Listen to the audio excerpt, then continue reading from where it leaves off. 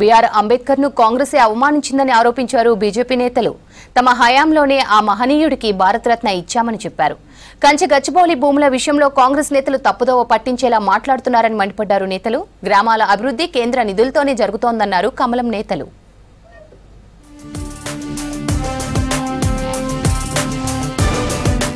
అంబేద్కర్ స్ఫూర్తితోనే మోదీ సర్కార్ పనిచేస్తోందన్నారు కేంద్ర మంత్రి కిషన్ రెడ్డి. బీజేపీ చొరవతోనే అంబేద్కర్ కి భారతరత్న వచ్చిందన్నారు. చివరి వరకు అంబేద్కర్ ని కాంగ్రెస్ పార్టీ వేధించిందని ఆరోపించారు. రేపు అంబేద్కర్ 134వ జయంతిని ఘనంగా నిర్వహిస్తామని చెప్పారు కిషన్ రెడ్డి. హైదరాబాద్ బంజారా హిల్స్ జీవీకే సెంటర్లోని అంబేద్కర్ విగ్రహానికి పూలమాలలు వేసి నివాళులర్పించారు కేంద్ర మంత్రి. అంబేద్కర్ ఈరోజు చాలా మంది దేవుడుగా కొలుస్తాం. మనమందరం కూడా దేవుడు ఉన్నాడో లేడో కానీ అంబేద్కర్ దేవుడుగా కొలిచేటువంటి గొప్ప సాంప్రదాయం ఉంది. అంబేద్కర్ జీవిత కాలం అంతా కూడా భారతదేశం కోసం, బడుగు బలైన వర్గాల కోసం పోరాటం చేయడం జరిగింది. అంబేద్కర్ జీవితం అంతా కూడా కాంగ్రెస్తో పోరాటం చేయడం జరిగింది. నరేంద్ర మోడీ గారి నేతృత్వంలో ఈరోజు అంబేద్కర్ యొక్క ఆశయాల సాధన కోసం, వారి స్ఫూర్తితో ఈరోజు కేంద్ర ప్రభుత్వం ముందుకెళ్తా ఉంది. గ్రామాల్లో జరుగుతున్న అభివృద్ధి పైసలన్నీ కేంద్రానివేనన్నారు కేంద్ర హోంశాఖ సహాయ మంత్రి బండి సంజయ్. మోదీ పాలనను మరవద్దు, బీజేపీని విడవద్దన్నారు. మోదీ బియ్యం వద్దని లేఖ రాసే దమ్ము సీఎం రేవంత్ రెడ్డికి ఉందా అని ప్రశ్నించారు. కరీంనగర్ రూరల్ మండలం జూబ్లీ నగర్ లో గావ్ చలో బస్తీ చలో కార్యక్రమంలో పాల్గొన్నారు బండి సంజయ్. చదువుకునే పిల్లలకు స్కూటీలు ఇస్తాడు. ఉద్యోగం వచ్చే వాళ్ళు కూడా పిల్లలకు 4,000 రూపాయలు నిరుద్యోగ వృత్తి ఇస్తాడు. 2 లక్షల ఉద్యోగాలు ఇస్తాడు. ఇవి లేవు. ఇప్పుడు ఎవరు ఏమంటున్నారంటే కేసీఆర్ అప్పు చేసిండు, అందుకే మేము ఇస్తున్నాడు. కేసీఆర్ అప్పు చేసినా మీరు ఎప్పుడే చెప్తారు. ఎన్నికల ముందు ఏం చేసిండు? మీరు కేసీఆర్ 5 లక్షల కోట్లు అప్పు చేసిండు, 6 లక్షల కోట్లు అప్పు చేసిండు అని చెప్తారు.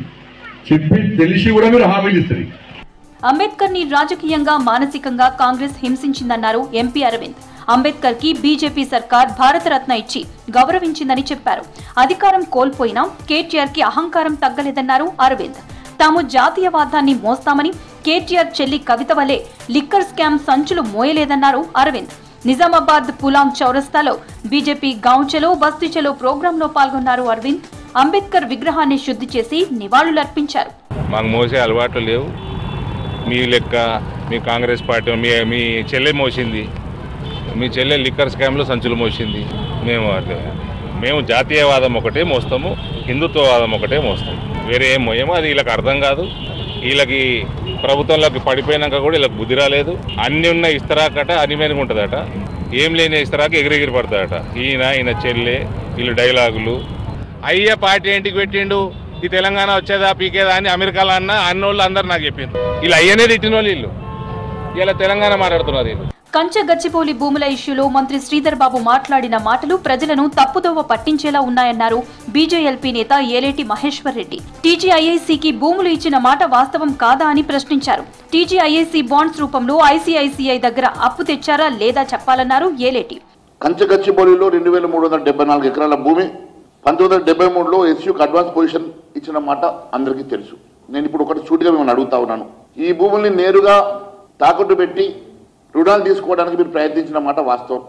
మీరు రుణాలు తీసుకోవడానికి ప్రభుత్వం గ్యారంటీ అడిగినప్పుడు ఎఫ్ఆర్బిఎం పరిధిలోకి వస్తుందని మీరు తెలివిగా దీన్ని టీజీఐఐసీకి ట్రాన్స్ఫర్ చేసి టీజీఐఐసీకి 10,000 కోట్ల రూపాయలు మీరు రుణం తీసుకున్న మాట ఇది వాస్తవమా కాదా మీరు ప్రజలకు చెప్పాల్సిందిగా కోరుతా ఉన్నాను. రేపు డాక్టర్ బిఆర్ అంబేద్కర్ జయంతి సందర్భంగా రాష్ట్ర వ్యాప్తంగా అంబేద్కర్ విగ్రహాలను శుభ్రం చేశారు బీజేపీ నాయకులు. నార్సింగి మున్సిపాలిటీలో అంబేద్కర్ విగ్రహాన్ని శుభ్రం చేశారు ఎంపీ లక్ష్మణ్ పార్టీ నాయకులు.